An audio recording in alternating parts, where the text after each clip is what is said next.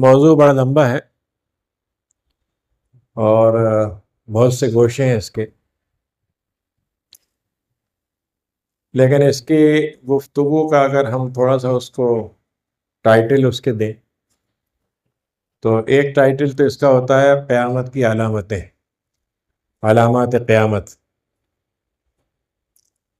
تو اس میں ہمارے محدثین نے اور علماء نے اس کے دو حصے کیے ہیں کہ وہ علامتیں جو چھوٹی علامتیں ہیں اور وہ علامتیں جو بڑی ہیں، علامات صغریٰ اور کبریٰ۔ تو چھوٹی کا مطلب یہ ہے کہ جو نبی کریم صلی اللہ علیہ وسلم سے شروع ہو گئی تھی، جیسے آپ نے فرمایا کہ میرا آنا جو ہے اس بات کا اب اعلان ہے کہ اب اس کے بعد قیامت ہی آئے گی، تو اس لحاظ سے وہ علامت وہاں سے شروع ہو گئی۔ تو میں ابھی یہ بتاؤں گا اس کے تھوڑے سے کچھ چیزیں بتا کے کہ وہ کون سی علامتیں ہیں جن کو صغریٰ میں شمار کیا گیا ہے، اور ایک ہیں علامات کبریٰ جو بالکل قرب قیامت سے پہلے ہوں گی، اس میں ان کو بڑا کہا گیا ہے۔ تو اس میں اگر وہ کیا جائے تو تین اس کے بڑے عنوان بنتے ہیں۔ ایک تو دجال کا نکلنا ہے، اور اس سے پہلے امام مہدی کے نام سے ایک اہم شخصیت ہوں گے، جو گویا دوسرے ہمارے ہاں حدیث میں آتا ہے کہ میرے 12 خلیفہ ہوں گے جو میرے طریقے پر ہوں گے، تو وہ آخری بار میں خلیفہ ہوں گے۔ تو امام مہدی کا ایک زمانہ ہے جس میں بڑے واقعات ہوں گے، دوسرا دجال کا نکلنا ہے، اور تیسرا حضرت عیسیٰ علیہ السلام کا آنا ہے۔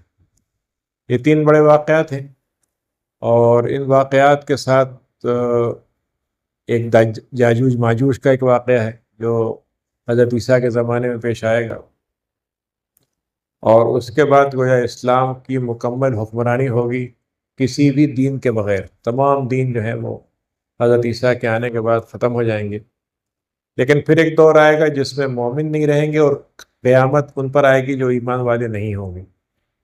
تو یہ گویا قیامت سے اس کا تعلق ہے۔ دو تین باتیں یعنی ان باتوں کو پیش کرنے، اچھا اس کا ذکر قرآن مجید میں تو اللہ تعالیٰ نے بہت مختصر کیا ہے۔ مثلا قرآن مجید میں اللہ تعالیٰ نے کہا ہے کہ قیامت کی نشانیاں تو آ چکی ہیں،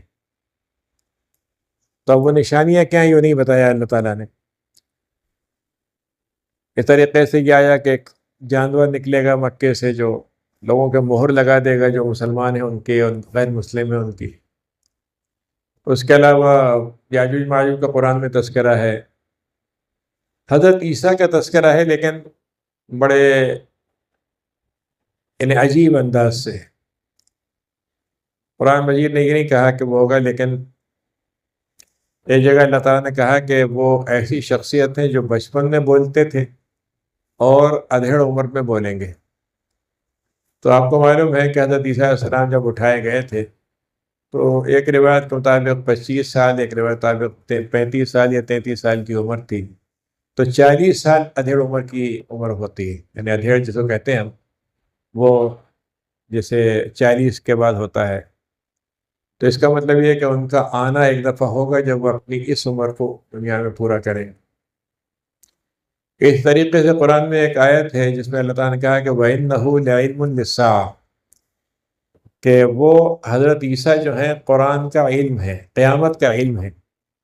تو اسی کی ایک قرات ہے وَإِنَّهُ لَعَلَمٌ لِلسَّاعَةِ، وہ قرآن کی پہچان ہے، یعنی قرآن کا آنا جو ہے، وہ حضرت عیسیٰ کا آنا جو ہے اس بات کی علامت ہے کہ اب اس کے بعد قیامت آئے گی۔ تو یہ کئی چیزیں قرآن میں ہیں، لیکن زیادہ تفصیل احادیث میں ہے۔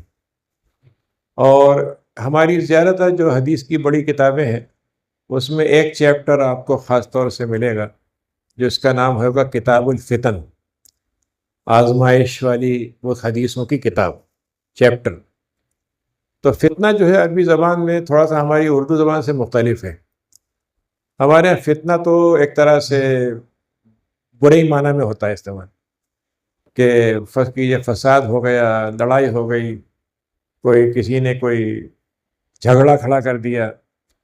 فتنہ عربی زبان میں اصل میں کہتے ہیں پرکھنے کو، ٹیسٹ، کس چیز کو ٹیسٹ کرنا ہے، آزمانا اس کو، یہ دیکھنا کہ یہ سونا جو ہے آپ نے اس کو پگھلایا، یہ دیکھ کر کہ یہ واقعی سونا ہے یا ملاوٹ ہے اس کے اندر۔ تو اسی لیے قرآن مجید میں اللہ تعالیٰ نے کہا کہ وَنَبْلُوكُمْ بِالشَّرِّ وَالْخَيْرِ فِتْنَةً، ہم تمہیں اچھائی دے کر بھی آزماتے ہیں اور برائی دے کر بھی آزماتے ہیں۔ تو آزمائش کے دو مطلب ہوتے ہیں، ایک تو یہ کہ اللہ تعالیٰ یہ دیکھنا چاہتا ہے کہ آدمی دعوے میں کتنا سچا ہے، اس کا دعویٰ جو ہے کہ میں مومن ہوں، میں اللہ کے لیے یہ کر دوں گا وہ کر دوں گا، تو آزمائش کے وقت پورا اترتا ہے کہ نہیں اترتا۔ دوسری بات یہ ہے کہ یہ اللہ تعالیٰ اس کے ذریعے سے یہ ثابت کرتا ہے کہ جو اپنے وعدے میں آزمائش میں کامیاب ہو گیا، وہ گویا اللہ کے ہاں بھی اور انسانوں کی نظر میں بھی اس کی ایک اہمیت بن گئی۔ لیکن فتنہ جو ہے وہ اچھی بات تو نہیں، یعنی دل تو نہیں چاہتا کہ فتنہ پیش ہو۔ تو فتنے تو کئی طرح کے ہیں، مثلا انسان کا، قرآن نے کہا کہ تمہارا مال فتنہ ہے، اولاد فتنہ ہے۔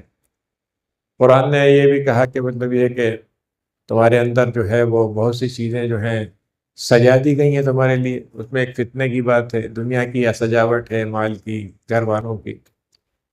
تو ایک فتنہ تو وہ ہے جو انسان کی زندگی میں لازماً لگا ہوا ہے، کیونکہ خواہش کی ایک طرف ہے اور اللہ کا حکم ایک طرف۔ تو فتنہ یہ ہے کہ خواہش کی بات سنیں ہم، نفس کی بات سنیں یا اللہ کی بات سنیں۔ لیکن دوسرا ایک اور مطلب بھی ہے، وہ یہ ہے کہ حق اور باطل کی جو کشمکش ہوگی، اس میں ہم حق کے ساتھ کھڑے ہیں کہ نہیں۔ تو اب حق اگر کمزور ہے، حق کے ماننے والے بکھرے ہوئے ہیں، حق جو ہے وہ اس پہ عمل کرنے میں بہت قربانیاں ہیں، اس کے مقابلے میں باطل بڑا مزیدار ہے، بڑے فائدے ہیں، اس کے ذریعے سے دنیا کی زندگی تو کم سے کم بہت اچھی ہو ہی جاتی ہے۔ تو اب ایسے موقع پر آدمی کیا کرے؟ تو یہ گویا یہ جو فتنہ ہے یہ ایمان کی آزمائش کا ہے۔ ایک آزمائش تو انسان کی فطری ہے، بیماریوں کی ہے، تکلیفوں کی ہے۔ دوسری یہ ہے کہ جو انسان کا ایک خواہش کا اور اس کا ٹکراؤ ہے۔ لیکن تیسری یہ ہے کہ آدمی ایمان کے ساتھ جمع ہے نہیں۔ تو اس معنی میں اصل میں فتنہ جو ہے وہ خود اپنی جگہ پر کوئی نگیٹو چیز نہیں ہے، یعنی نگیٹو نہیں ہے، بلکہ وہ ایک، آپ یوں کہہ لیں کہ زندگی کا ایک پارٹ آف لائف ہے کہ اس کو آپ کو لازماً گزرنا ہی پڑے گا۔ یعنی آپ فرض کیجئے کہ آپ نے کوئی چیز بنائی مثلا، اور آپ نے کہا میں نے یہ چیز جو ہے ایسی بنائی ہے، کسی نے نہیں بنائی، تو اس کا فتنہ یہ ہے کہ آپ کو اس کو اسٹینڈرڈ کا ایک ٹیسٹ سے گزرنا پڑے گا۔ ایک اسٹینڈرڈ ہوگا تو دیکھے گا کہ بھائی یہ اس پیرامیٹر پہ پورا اترتا ہے کہ نہیں جو شریعت نے بتایا ہے۔ اگر وہ آپ پورے اتر گئے تو اس کا مطلب یہ کامیاب ہو گئے، لیکن اگر نہیں اترے تو اس کا مطلب آپ کا دعویٰ غلط ہو گیا۔ تو یہی اللہ تعالیٰ کی طرف سے بھی ہے کہ اللہ تعالیٰ نے کہا کہ احسب الناس ان یترکوا ان یقولوا آمنا وهم لا یفتنون وَلَقَدْ فَتَنَّا الَّذِينَ مِن قَبْلِهِمْ، کہ لوگ یہ سمجھتے ہیں بس یہ کہہ دیں کہ ایمان لائے اور ہم چھوڑ دیں گے، نہیں، ہم آزمائیں گے، آزما کے دیکھیں گے۔ پھر اس کے بعد اللہ تعالیٰ نے یہ کہا کہ بعض لوگوں کا خیال یہ ہے کہ جو دنیا میں ان کے خلاف لوگ ان کے ساتھ پریشان کرتے ہیں، مال چھین لیتے ہیں، آج کل ہو رہا ہے کہ گھر گرا دیے، وہ کر دیا، تو کیا لوگ یہ سمجھتے ہیں کہ اگر لوگوں نے ان کو کوئی تکلیف دی ہے، اگر لوگوں نے کوئی تکلیف دی ہے انہیں، تو وہ اللہ کی تکلیف کے برابر ہے؟ نہ سے قرآن ہے نا کہ بعض لوگ ایسے ہیں جو اللہ کی آزمائش کو، لوگوں کی آزمائش کو ایک جیسا کر دیتے ہیں۔ مسئلہ ہے میرے لیے بھائی، اس کو بند ہی کر دیجیے گا ذرا سے۔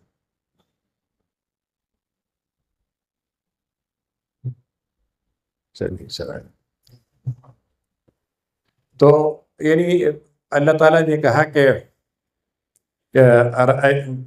بعض تم نے دیکھا بعض لوگوں کو جو دنیا والوں کی تھوڑی سی کوئی آزمائش ہوتی ہے، کسی کے کوئی پڑوسی ہے اسے ناراض ہو گئے، کوئی صاحب ہیں جاب میں ہیں انہوں نے آپ کے خلاف کوئی حرکت کر دی، تو اللہ نے کہا کہ بعض لوگ یہ سمجھتے ہیں کہ یہ بھی اللہ کی آزمائش۔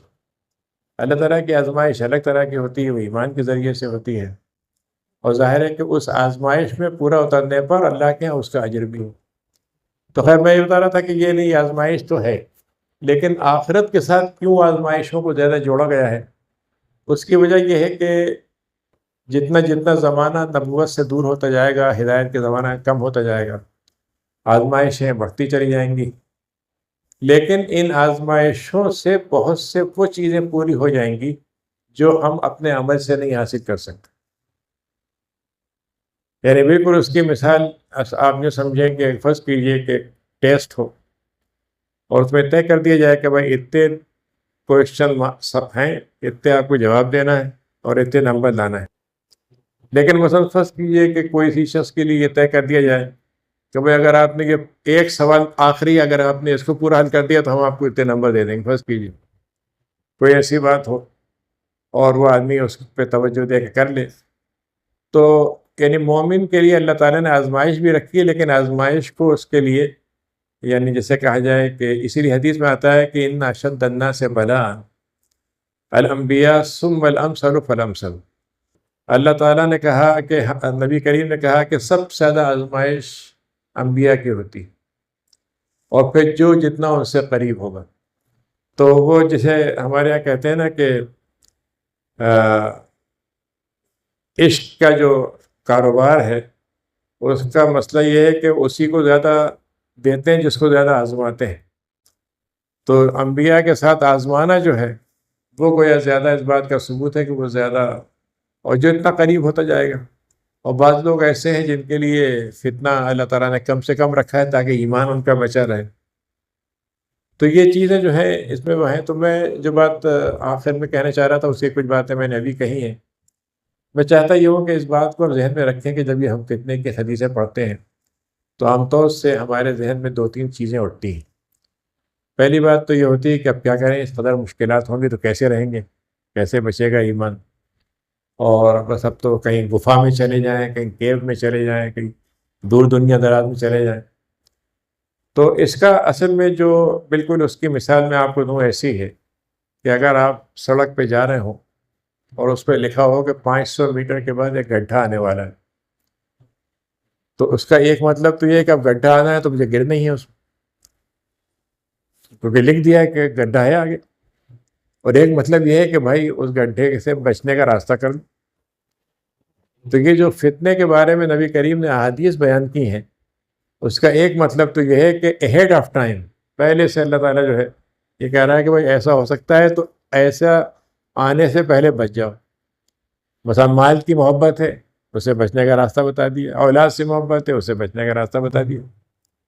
تو ایک تو یہ ہوا جو ضروری ہے سمجھنے کے لیے۔ دوسری بات یہ ہے کہ جب یہ اللہ تعالیٰ نے یہ فتنے کے بارے میں جسے کہتے ہیں کہ واقع ہونے سے پہلے بتا دیا تاکہ ہم اپنے آپ کو بچا لیں، اس میں اللہ تعالیٰ نے گویا یہ بات بھی بتا دی کہ فتنہ اپنی جگہ پہ کتنا ہی بڑا ہو جائے مثلا، لیکن جو اہل ایمان ہیں ان کے ایمان کی وجہ سے ان کو فتنہ نقصان نہیں پہنچائے۔ یعنی ایک حدیث شریف ہے جس میں آپ نے فرمایا، تو کہہ دیجئے کہ ابھی مصروف،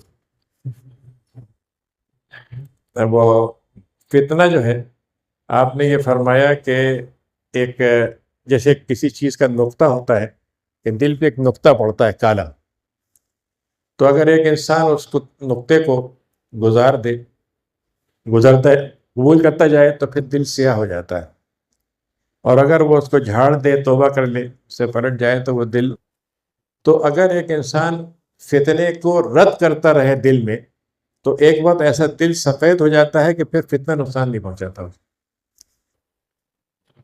تو اس کا مطلب یہ ہے کہ جب اللہ تعالیٰ یہ کہہ رہا ہے کہ فتنے آئیں گے، نبی کریم کہہ رہے ہیں فتنے آ رہے ہیں، تو یہ نہیں کہہ رہا ہے کہ اے لوگوں تم تو بے بس ہو، کچھ نہیں کر سکتے، تمہیں تو بھگت نہیں، بلکہ اس کا مطلب یہ ہے کہ ہمیں تمہیں پہلے سے بتا بھی دیا یہ، اور یہ بھی بتا دیا کہ جب تم بچو گے تو تمہاری کیفیت فتنے میں بھی محفوظ رہے گی۔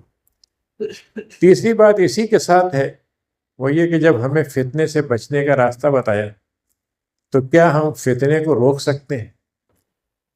مطلب کیا ایسا ہو سکتا ہے کہ فتنہ نہ آنے دیں؟ تو ہو سکتا ہے کہ یہ جملہ میرا صحیح نہ ہو کہ ہم روک سکتے ہیں، لیکن حدیثوں سے یہ ثابت ہوتا ہے کہ فتنے کو ڈیلے ضرور کر سکتے ہیں، کسی چیز کو ڈیلے کر سکتے ہیں، تاخیر اس کی ہو سکتی ہے۔ اب مثلا میں ایک مثال دوں کہ فرض کی بیماری ہو گئی اور آپ علاج نہ کرائیں، مثلا ہو سکتا ہے کہ اس سے جب نقصان نہیں ہو جسم جلدی ختم ہو جائے، اور ایک یہ ہے کہ آپ نے علاج کرایا تو کچھ سال اور بڑھ گئے، مثلا ٹھیک ہو گئے۔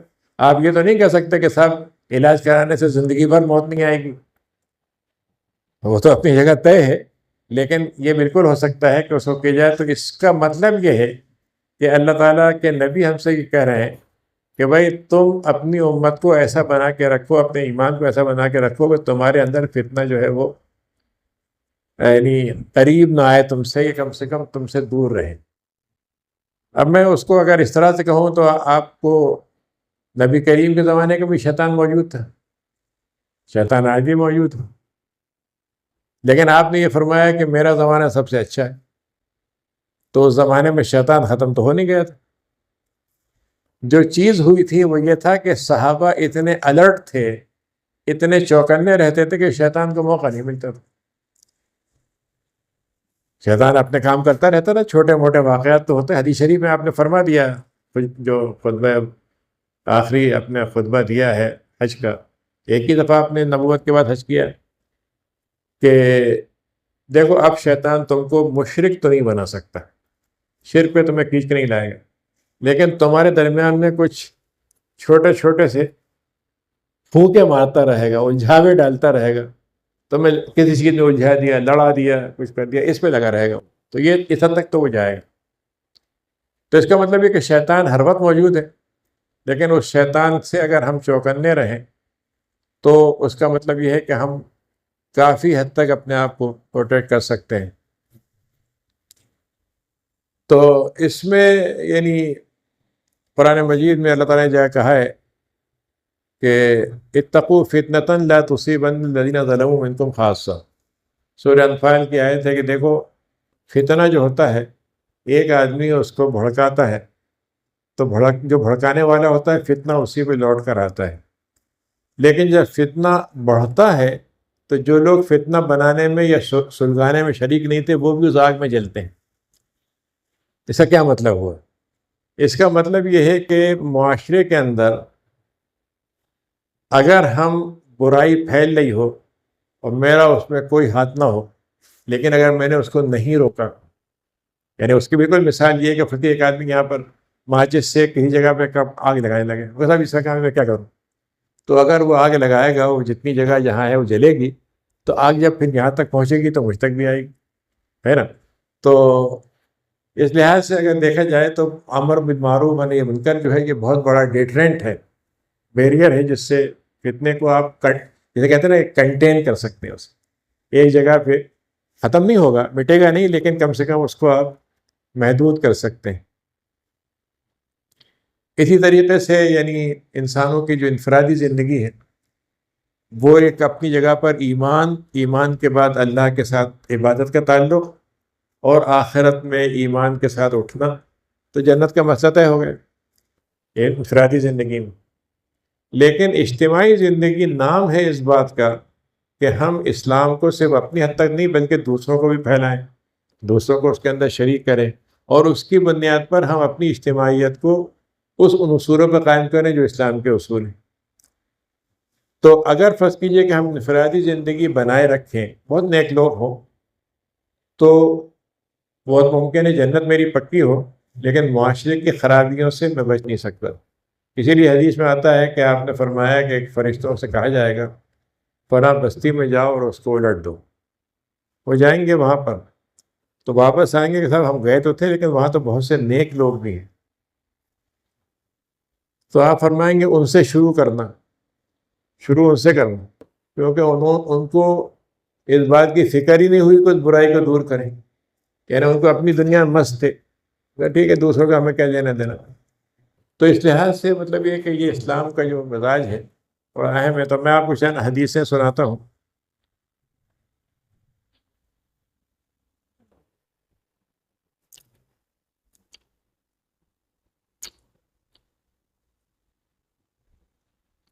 ایک حدیث ہے کہ آپ نے فرمایا کہ جب تم دیکھو،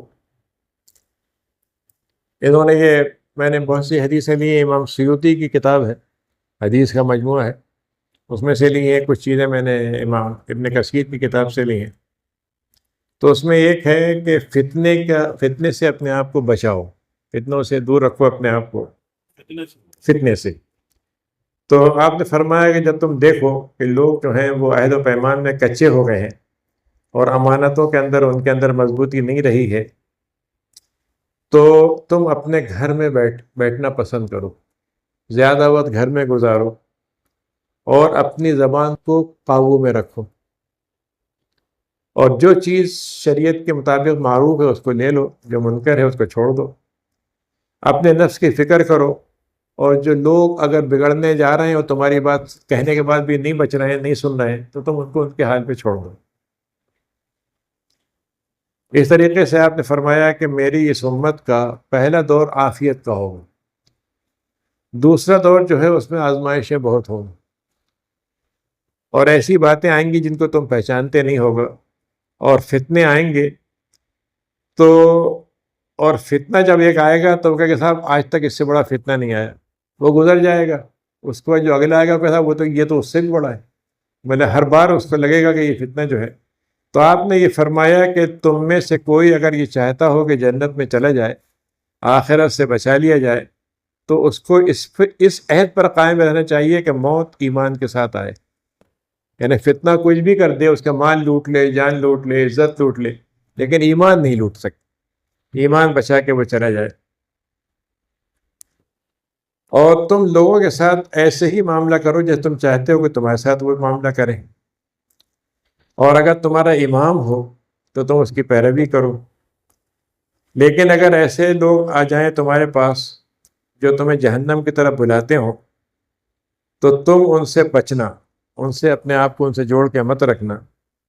تو نبی کریم سے کسی نے پوچھا کہ وہ کون لوگ ہوں گے ایسے لوگ، تو آپ نے فرمایا کہ وہ ہمارے ہی گویا جیسے ہماری کھال ہے، ہمارا رنگ ہے، ہمارا شکل ہے، ہمارے ہی جیسے لوگ ہوں گے، ہماری ہی زبان بولتے ہوں گے، یعنی ہماری زبان کا مطلب دونوں باتیں، کہ مطلب میں اردو بول رہا ہوں وہ بھی اردو بول رہے ہیں، تو اسی بات ہے جو میں حلال حرام کے لفظ استعمال کر رہا ہوں وہ بھی حلال حرام کے استعمال کر رہے ہیں، وہ بھی خدا کے لفظ استعمال کر رہے ہیں، وہ بھی ایمان کے لفظ استعمال کر رہے ہیں، وہ بھی جنت کی بات کر رہے ہیں، تو بات تو سب ان کی وہی ہوگی، لیکن اس کے پیچھے ان کا مقصد جو ہے وہ بہکانا ہوگا۔ تو آپ نے فرمایا کہ اس موقع پر اجتماعیت کو بچا کے رکھنا، اگر امام ہے تو اس کے پیچھے چلنا، اگر امام نہیں ہے تو پھر فرقہ بندی میں مت پڑنا، فرقوں میں تقسیم مت ہو، اور چاہے تمہیں اس کے لیے ایک درخت کی چھال کھا کر زندہ رہنا پڑے۔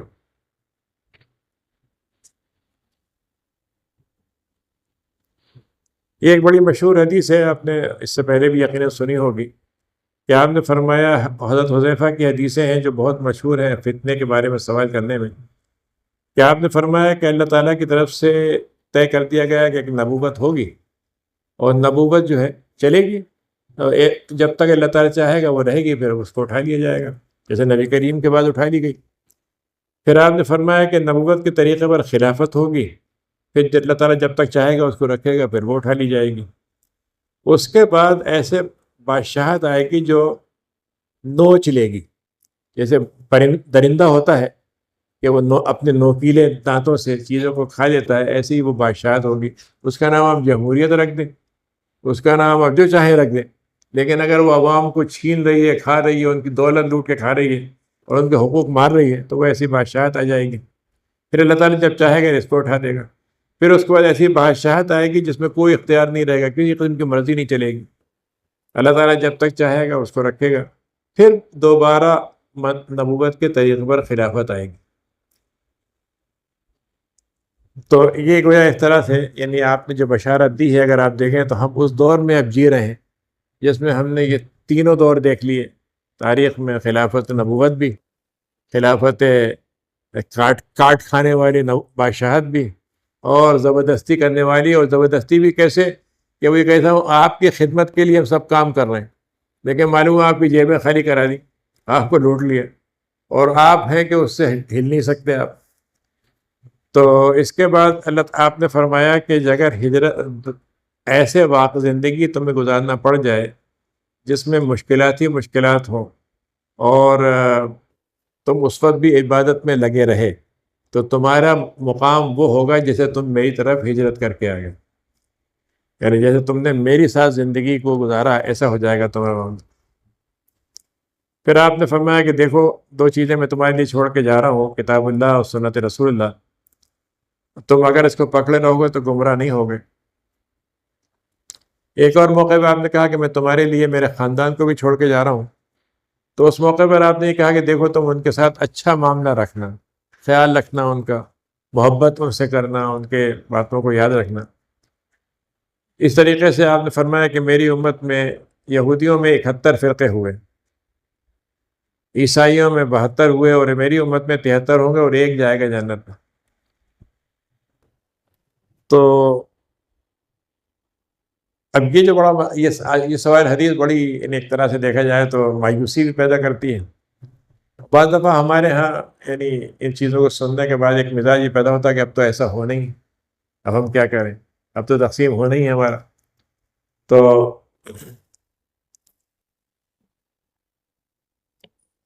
اس کا مطلب دو ہے، ایک تو مطلب یہ ہے کہ آپ نے دوسری حدیثیں بھی کہی ہیں جس میں آپ نے فرمایا کہ میری امت کبھی گمراہی پہ جمع نہیں ہوگی، یہ بھی حدیث ہے، اور یہ بھی کہا کہ میری امت کی اکثریت ہمیشہ حق پہ رہے گی۔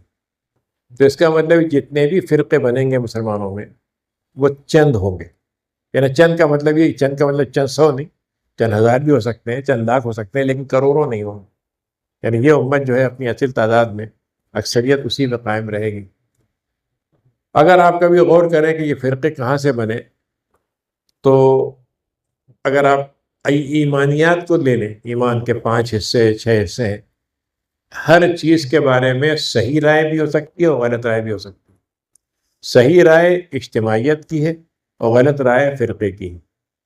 اب فرض کیجیے اللہ تعالیٰ کے بارے میں ہمارا عقیدہ یہ ہو کہ اللہ تعالیٰ سے پیدا کر کے اس نے باقی چیزیں چھوڑ دی ہیں، اس کا کوئی حق نہیں، بس ایک فرقہ بن جائے گا جی۔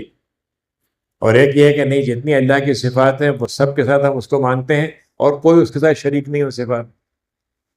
تو اللہ تعالیٰ نے فرقہ کیسے بن گیا کہ یہودیوں نے اپنے آپ کو خدا کا بیٹا بنا لیا کہ ہم اللہ کے چوزن پیپل ہیں، اللہ کے چہیتے ہیں۔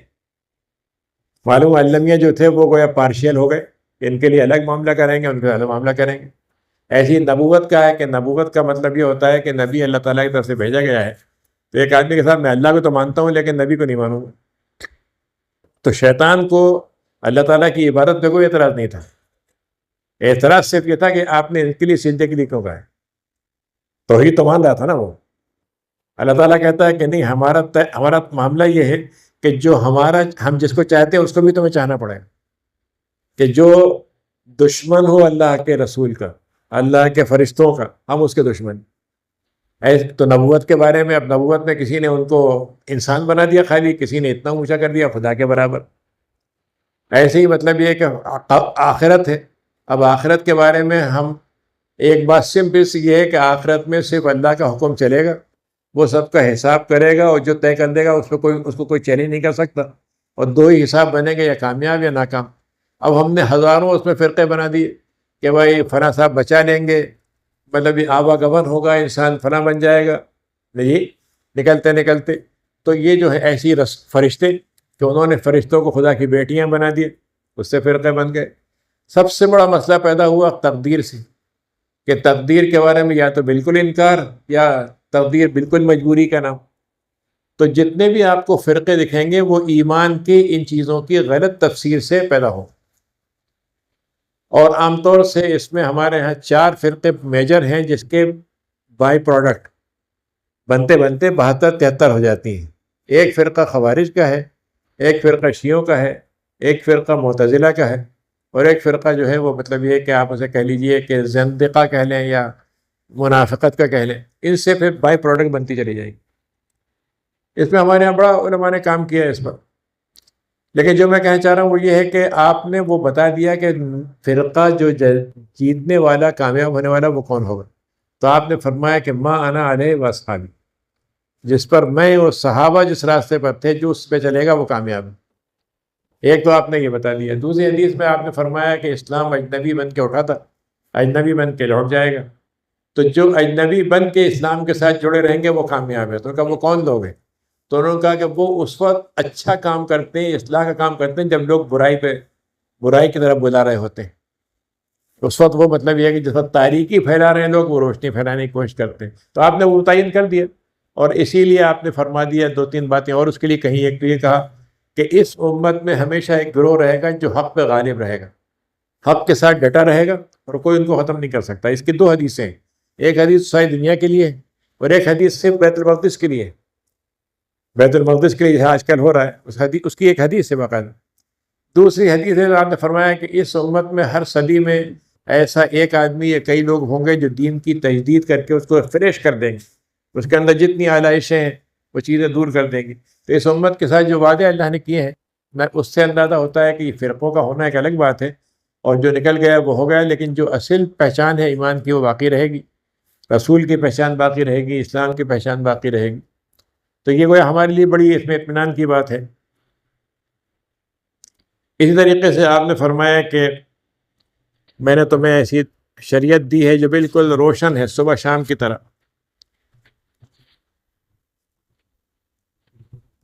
جو چھوٹی علامتیں ہیں جن کے بارے میں علماء نے بیان کیا ہے، کوئی تقریباً میں نے جو جمع کی ہیں 60-70 ہے وہ، تو میں بہت زیادہ تو آپ کے سامنے نہیں رکھوں گا. ایک تو بڑی اہم بات جو آپ نے فرمائی ہے وہ یہ ہے کہ جب معاملات ان اہل لوگوں کو نہ دیے جائیں، نان کوالیفائڈ لوگوں کو جو کام ذمہ داری دی جائے، وہ سب ہو سکتی، چھوٹی سے چھوٹی، بڑی سے بڑی، اور سب سے بڑی اقتدار کی، کہ ایسے آدمی کو دیا جائے اقتدار جو بالکل اہل نہ ہو. اور ہمارے نزدیک اسلام کا اہل وہی ہوگا جو اسلام کے لحاظ سے بھی قابل ہو اور دنیاوی لحاظ سے بھی. اسی لیے ہمارے جو خلافت کی ڈیفینیشن ہے وہ یہ ہے کہ حراست الدین و سیاست الدنیا، دین کی حفاظت اور دنیا کی تدبیر، یہ 2 چیزیں کرنے کے لیے جو اہل ہو اس کو ہم منتخب کریں. ایک اور بات آپ نے فرمائی کہ ایک زمانے میں علم کم ہو جائے گا، جہالت بڑھ جائے گی. اور جہالت کا مطلب یہ نہیں کہ آدمی پی ایچ ڈی ہو کر عالم ہو، پی ایچ ڈی ہو کر جاہل ہو سکتا ہے. پہلے دنیاوی طور پر ایک علم ہے، لیکن جو اصل علم ہے وہ نہیں پتہ اس کو. قرآن کی تفسیر لکھ رہے ہیں لیکن عربی کا ایک لفظ نہیں جانتے. بس حدیث کے بارے میں کچھ بھی جملہ کہتے ہیں لیکن انہوں نے کبھی حدیث کو پڑھا ہی نہیں کہ وہ حدیث جمع کیسے ہوئی، کیسے لوگوں نے اس پہ محنت کی. پھر اس کے بعد آپ نے فرمایا کہ قتل بہت بڑھ جائے گا، شراب عام ہو جائے گی، زنا مطلب بڑھتا چلا جائے گا، اور ایسی چیزیں ہوں گی جو گویا اس امت کے اندر پہلے چھپ کر ہوتی تھی، اب کھل کر ہونے لگیں گی. برائی تو ہر وقت رہی ہے، اصل مسئلہ یہ ہے کہ برائی کو کنٹین کیا جائے، روکا جائے کہ وہ اوپر نہ آئے. مثلا گندگی ہے نالی میں گندگی ہے، لیکن آپ کو جب نالی میں گندگی ہے تو چلیے پھر اور سڑک پہ بھی ڈال دیتے ہیں تو ظاہر ہے پھر گندگی اور پھیل جائے گی. تو جب تک یہ چیز رہتی ہے تو اس طریقے سے جو رشتہ داری کو توڑا جائے گا، فحش باتوں کی عام باتیں فحش کی ہو جائیں گی. جو خیانت کرنے والا ہے اس کو کہا جائے گا صاحب بڑا امانت والا ہے. اور جو مطلب یہ ہے کہ موت اچانک ہو جانے لگے گی، ایک دم اچانک موت کا مطلب یہ کہ آدمی کی 80 سال کی عمر ہے تو کیسے بھی انتقال ہو. حدیث میں آتا ہے کہ اگر مومن کی موت اچانک ہو تو وہ اچھی بات ہے، لیکن ایسی موت کہ 10 سال کی عمر ہے، 15 سال کی عمر ہے، کوئی بیماری نہیں ہے، مثلا معلوم ہوا کہ تو ایسی موتیں عام ہو جائیں گی. پھر آپ نے فرمایا کہ زمانہ بڑا سکڑ جائے گا. آپ غور کیجئے کہ ہم جو کتابیں پڑھتے ہیں اس میں آتا ہے کہ فلاں عالم نے یہ کام کیا، آج ہم سے 1 صفحہ نہیں لکھا جاتا، انہوں نے 1000 صفحے لکھ دیے. تو وقت کی برکت گویا 24 گھنٹے ان کے بھی تھے، ہمارے بھی تھے، لیکن جو وقت کی برکت ہے وہ مطلب یہ کہ کم ہو جائے گی. زلزلے بہت آئیں گے. پھر اس کے بعد امتیں کھڑی ہو جائیں گی اسلام کے خلاف. عورتوں میں جو ہے فحاشی اور مطلب یہ کہ عریانیت پھیل جائے گی. بے وقوف قسم کے لوگ دنیاوی معاملات کے اندر فیصلے دینے لگیں گے. اور پھر آپ نے فرمایا کہ آدمی کو حلال حرام کی فکر نہیں ہوگی، کہاں سے کمایا، کیسے خرچ کیا. ہزاروں بازاروں کی کثرت ہوگی. میں لوگوں سے ایسی حوالے کے طور پر کہتا ہوں کہ 1928 میں ایک شخص نے سفر نامہ لکھا اپنا حج کا. تو جدے جب وہ اترا تو اس نے کہا کہ بازار جدے میں گیا تو پورے بازار میں کوئی 30-40 دکانیں تھیں پورے جدہ شہر میں. اب آپ ایسے مال میں چلے جائیں گے جس میں 30-40 دکانیں ہوں گی، اور ایسے مال کو تلاش کر لیں تو وہ سینکڑوں میں ہوں گے. تو اچھا، اس کا یہ مطلب نہیں کہ اس کا قیامت آنے سے کوئی تعلق ہے، بلکہ اس کا اصل مطلب یہ ہے کہ انسان جو ہے اس کی دنیا کی خواہش، قناعت اور ضرورت سے بڑھ جائیں، کہ مطلب بس چیزیں خریدتے چلے جا رہے ہیں بلا وجہ. بس آج کل تو ایک لفظ ہوتا ہے جو کہتے ہیں سیل. سیل کا لفظ سنا ہوگا آپ نے جی. اچھا، وہ سیل کہنے کا مطلب تو یہ ہوتا ہے کہ سستا مل رہا ہے، حالانکہ وہ اصل جو جملہ ہے وہ یہ ہے کہ بھائی ہم آپ کو وہ چیز بیچ رہے ہیں جو آپ کو خریدنے کی ضرورت نہیں، یعنی بلا ضرورت اب وہ پیسہ فری کا ملے تو اس سے کیا فرق پڑتا ہے. یہاں تک کہ آپ نے فرمایا کہ اس میں بڑی دلچسپ چیز ہے یہ کہ آپ کی سواری اونٹ ہوگا، ایک آپ کے لیے ہوگا اور ایک شیطان کے لیے ہوگا. اب یہ آدمی یہ کہ بھائی یہ کیا بات ہوئی؟ تو اگر آپ غور کریں کہ بھائی گھر میں آپ کو 2 گاڑیوں کی ضرورت ہے، وہ آپ 10 گاڑیاں رکھ لیں. اگر آپ ہمارے برونائی کے اور یہ شہزادوں کے گیراج میں دیکھیں تو پتہ چلے گا سینکڑوں گاڑیوں پہ کہاں بیٹھیں گے وہ جی. تو حدیث میں آپ نے فرمایا کہ ایک اونٹ ہوتا ہے تو وہ تمہارے لیے، اور 2 اونٹ ہیں تو شیطان کے لیے دوسرا. تو ایسا ہوگا. تو اس طریقے سے آپ نے فرمایا کہ وہ زمانہ ایسا بھی ہوگا جس میں لوگ یہ چاہیں گے کاش ہم نبی کے زمانے میں پیدا ہوتے اور آپ کو دیکھ لیتے. ایسے لوگ بھی اس زمانے میں ہوں گے. پھر اس میں آپ نے فرمایا کہ اس میں قاتل کو یہ نہیں پتا ہوگا کہ وہ کیوں قتل کر رہا ہے، مقتول کو یہ نہیں معلوم ہو کیوں مارا گیا. آج کل آپ دیکھ لیں ایک آدمی کو آپ اڑا رہے تھے لیکن آپ نے بم مارا، ہزاروں اس میں مر گئے، سینکڑوں مر گئے. کہ بھائی کیوں مرے؟ نہیں بس وہ ٹھیک ہے، وہ ہو گیا. ماں باپ کی اطاعت کم ہوگی، دوستوں کی اطاعت زیادہ ہوگی، بیوی کی اطاعت زیادہ ہوگی، مثلا جو رشتہ دار ہیں یا ماں ہیں اس کی اطاعت نہیں ہوگی. پھر اس کے بعد جو بازار میں یا حکمرانی میں سب سے برا آدمی وہ ہوگا، وہی ان کا سردار ہوگا، جو سب سے غیر گزرا ہوگا. اور غنیمت جو ہے، مال غنیمت لوٹنے کی چیز ہوگی. کہ آج کل جیسے ہوتا ہے کہ بھائی کوئی غریب آدمی ہے، کمزور ہے، دولت ہے، کھا لو اس کو، کون پوچھنے والا ہے، کون دیکھنے والا؟ تو مال غنیمت لوٹ مار ہوگی اس کو. پھر اس کے بعد آپ نے فرمایا کہ اس زمانے میں پھر یہ ہوگا جب یہ ایسی باتیں پھیل جائیں گی تو پھر تم اس کا انتظار کرو کہ سرخ ہوائیں چلیں، آندھیاں، زمین دھس جائے، اس کے بعد چہرے مسخ ہو جائیں، اور ایسی نشانیاں ایک کے بعد آئیں کہ معلوم ہوا کہ جیسے ہار تھا اور ٹوٹ گئے، موتی کے موتی گرتے چلے جا رہے ہیں، اور ایک کے بعد فتنہ، فتنے کے بعد فتنہ.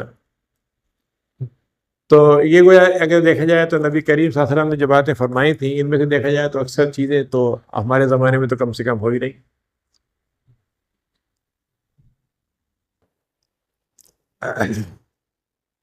علم حاصل کیا جائے گا بغیر دین کے، اس میں دین کی کوئی مقصد نہیں ہوگا.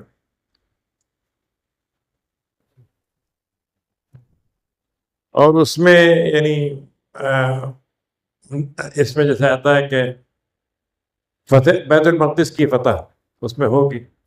آپ نے فرمایا کہ 6 چیزوں کو ذہن میں رکھنا. ایک تو میری موت، بیت المقدس کی فتح، پھر ایسی مار دھاڑ کے معلوم ہے جیسے ریوڑ میں بکریاں ختم ہو جاتی ہیں، ایسی ایک ہوا چلے گی جس میں سینکڑوں لوگ مر جائیں گے.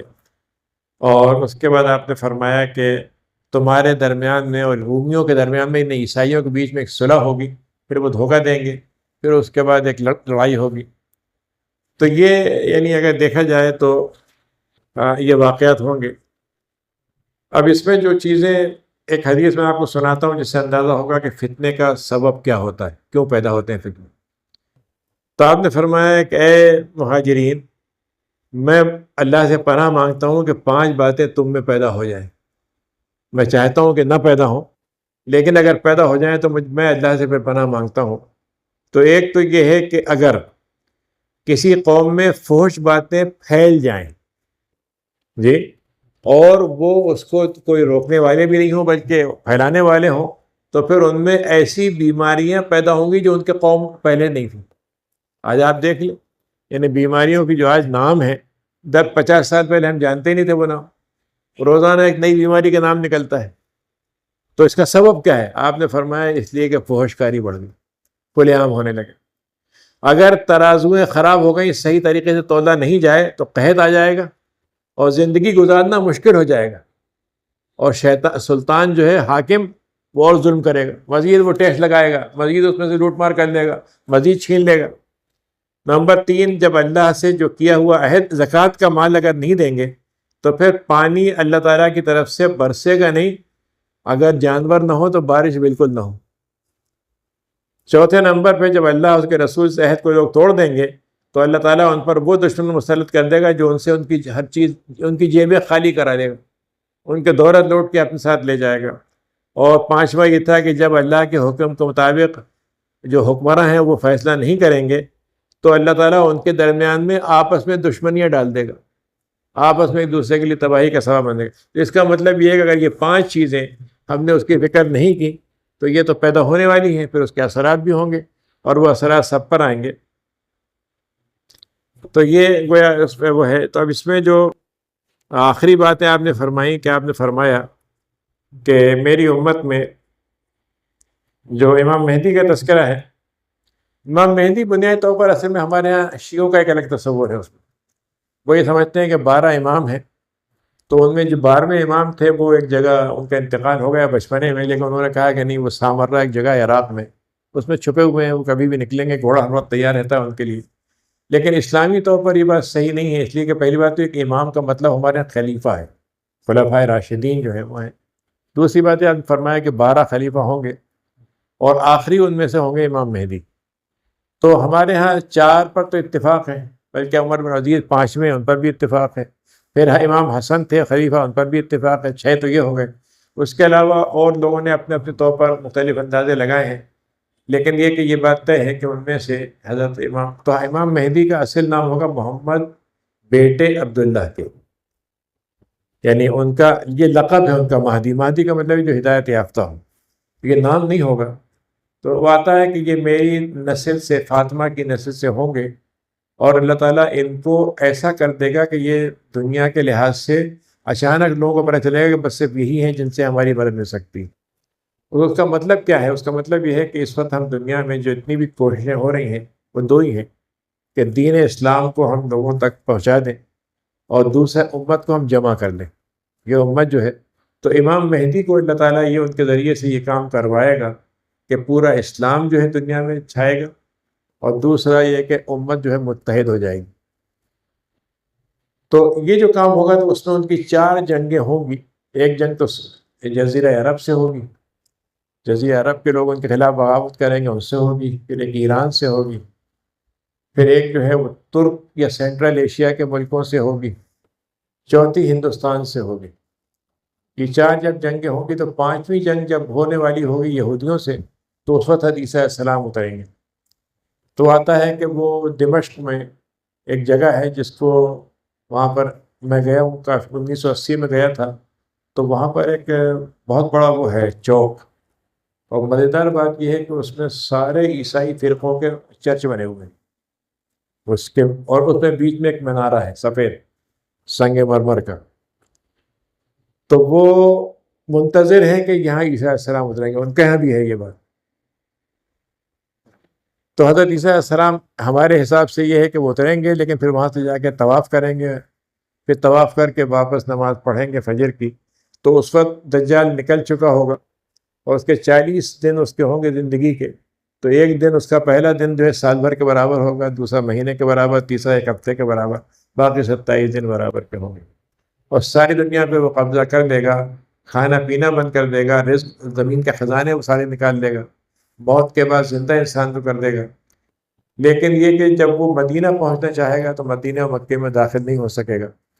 عجیب بات یہ ہے کہ اس میں حدیث میں آتا ہے کہ وہ جب وہ مدینہ کے قریب کھڑا ہوگا احد کے پاس، تو کہا کہ دیکھو یہ جو سامنے سفید محل دکھ رہا ہے، یہ محمد احمد کا گھر ہے، احمد کی مسجد ہے۔ اس زمانے میں سفید مسجد تھی ہی نہیں، مٹی کی بنی ہوئی مسجد تھی، آج سنگ مرمر کی مسجد ہے۔ تو آپ اندازہ کیجئے کہ حدیث میں وہ بات جو آپ نے فرمائی 14 سال پہلے، آج اس کو کس طریقے سے اس کو بھرا ہوا ہے۔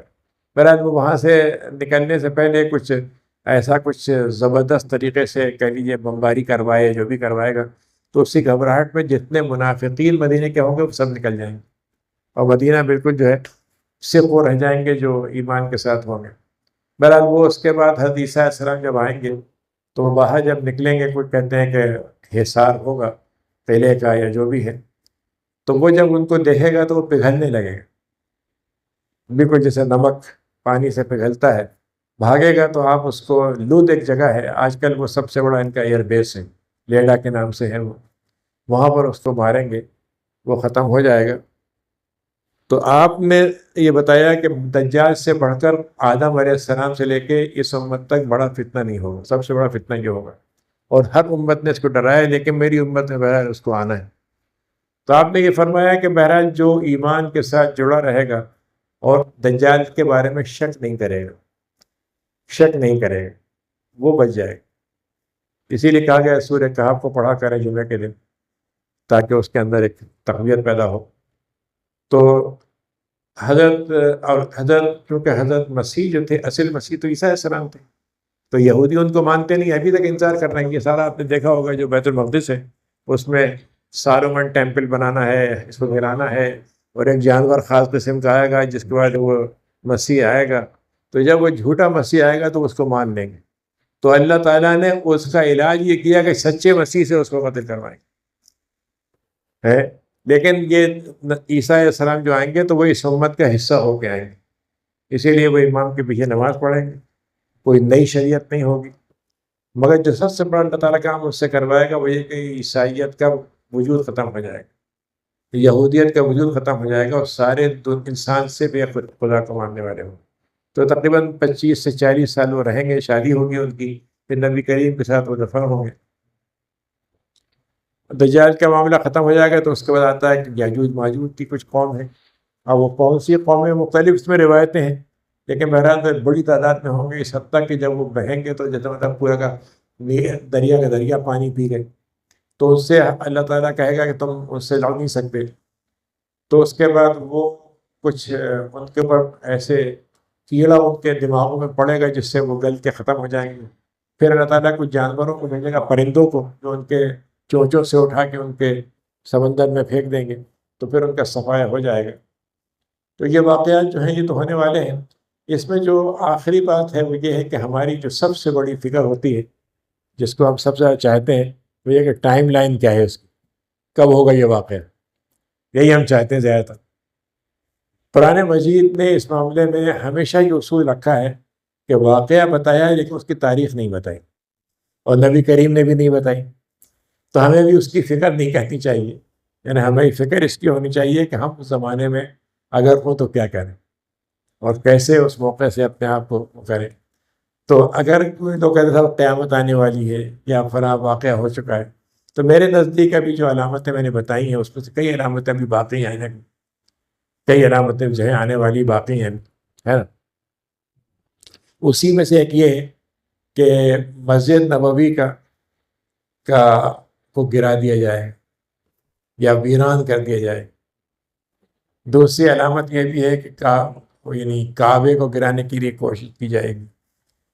اس طریقے سے یہ بھی ہے کہ یہودیوں کا پورا ایک مرکز بن جائے گا، تو وہ تو بن چکا، اسرائیل جو ہے یہودیوں کا بن چکا ہے، اور ساری دنیا کے لوگوں کو دعوت ہے جو بھی یہودی ہے کہ یہاں پر آئیے اور رہیے۔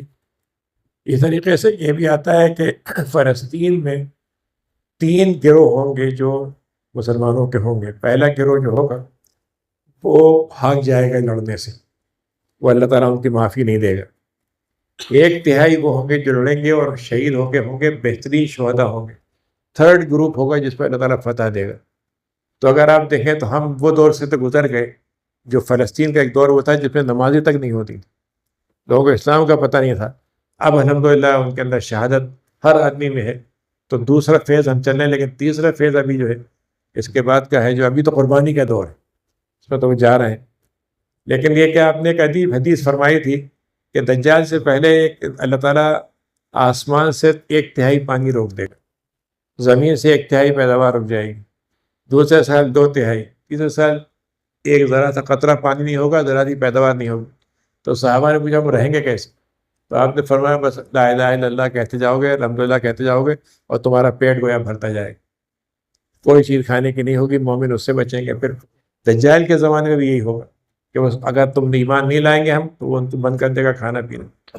تو گویا دوسرے الفاظ میں ایمان کی قوت اللہ تعالیٰ سے وہ ہے، اور ہمارے لیے بھی اس میں یہی ہے کہ ہم اس موقع کے لیے اپنے آپ کو دعوت تو نہ دیں، لیکن یہ بھی طے کر لیں کہ ہم فتنہ جیسا بھی ہوگا ایمان کو بچانے کے لیے ہم بہرحال تیار رہیں گے۔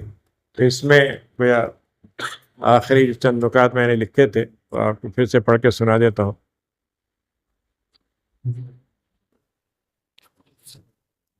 میری بات امید تو یہ ہے کہ زیادہ،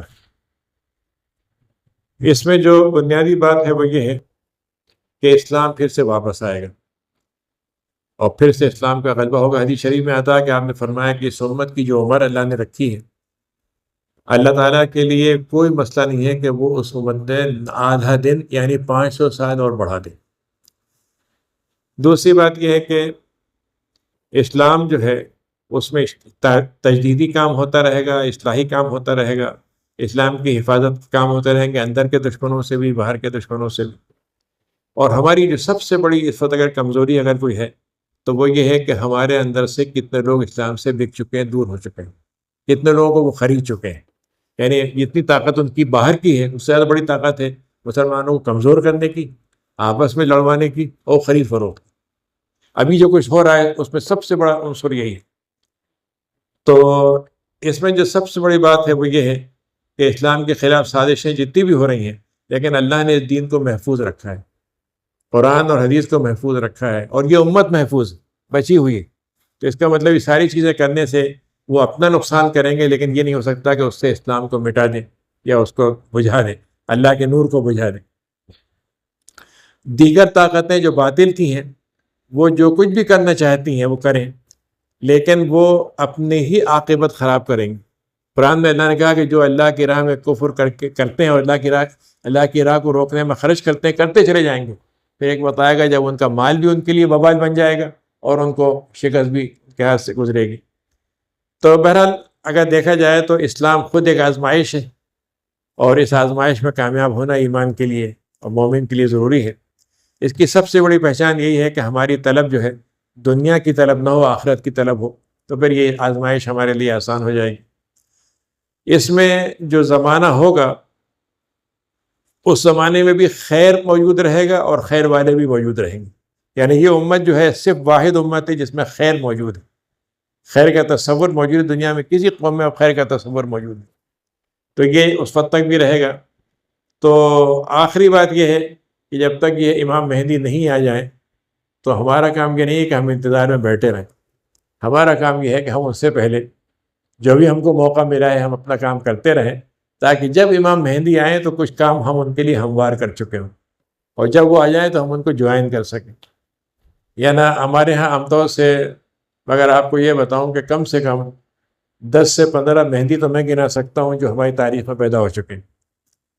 ہر ایک کا دعویٰ ہے کہ مہدی ہو۔ تو پہلی بات یہ سمجھ لیجیے کہ امام مہدی دعوے کی چیز نہیں ہے، صرف ایک شخصیت دعویٰ کر سکتی ہے، وہ ہے نبی۔ نبی یہ صرف کہہ سکتا ہے کہ میں نبی ہوں، مجھے اللہ نے بھیجا ہے، لیکن کوئی آدمی کہتا ہے میں ولی ہوں، کوئی صاحب کا میں مجدد ہوں، کوئی صاحب کا امام مہدی ہوں، یہ دعویٰ ہے ہی نہیں۔ ایک تو بات یہ ہے، اور دوسرے یہ کہ ان کا ماننا نہ ماننا کفر ایمان کا مسئلہ نہیں ہے، نبی کا ماننا نہ ماننا کفر ایمان کا مسئلہ ہے نا۔ لیکن جو اہم بات ہے وہ یہ ہے کہ وہ امام مہدی جو آئیں گے وہ ہو سکتا ہے ان کو خود پتہ نہ ہو کہ وہ کیا ہے، لیکن اللہ تعالیٰ ان سے ایک کام لے لے گا، تو ان کے ذریعے سے یہ چیز ہوگی جو اللہ تعالیٰ چاہتا ہے کہ یہ امت واپس ہو اپنے اصل حقیقت کی طرف۔ تو ہماری خواہش یہ ہونی چاہیے کہ ہم اپنے آپ کو اتنا تیار کر لیں کہ جب وہ آئیں تو ہم کو ان کے ساتھ جوائن کرنے میں کوئی الجھن نہ ہو، ورنہ معلوم ہوا کہ وہ آگے چلے بھی گئے اور ہم نے وہ حصہ ہی نہیں ادا کیا۔